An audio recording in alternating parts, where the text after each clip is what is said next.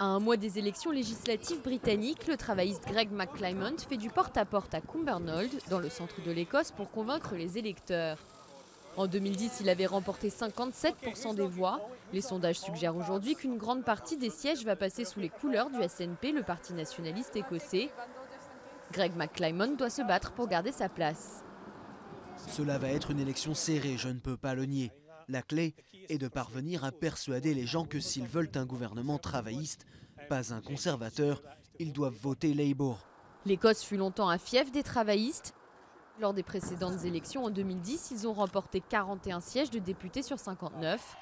Mais depuis le référendum écossais de septembre, le paysage politique a basculé. Malgré la courte défaite des indépendantistes au référendum, le parti a enregistré un afflux d'adhésions. Certains électeurs déçus par les travaillistes se tournent désormais vers le SNP.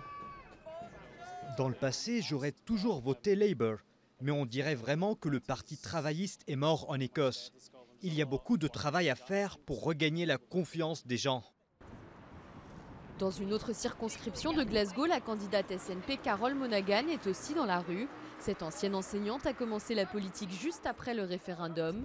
D'après elle, le message du parti indépendantiste est tellement fort qu'il est en train de récupérer des électeurs qui avaient pourtant voté contre l'indépendance en septembre dernier.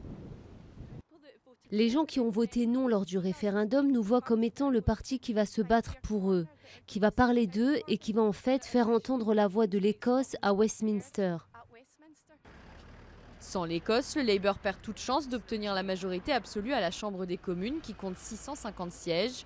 Une majorité néanmoins tout aussi difficile à atteindre pour les conservateurs de David Cameron. Si les travaillistes n'étaient pas en train de perdre du terrain en Écosse, ils seraient probablement pas trop loin de la perspective d'obtenir 326 sièges et ils seraient certainement bien en avance sur le parti conservateur. Et ça serait assez évident qu'ils seraient le seul parti capable de former un gouvernement. Mais comme ils ont un gros risque de perdre en Écosse, cette élection est devenue un combat incertain et imprévisible. Le parti indépendantiste écossais n'a pas exclu de soutenir le parti travailliste s'il est en position de former un gouvernement. Avec une idée très claire en tête, monnayer son soutien au Parlement contre l'organisation à terme d'un nouveau référendum sur l'indépendance de l'Écosse.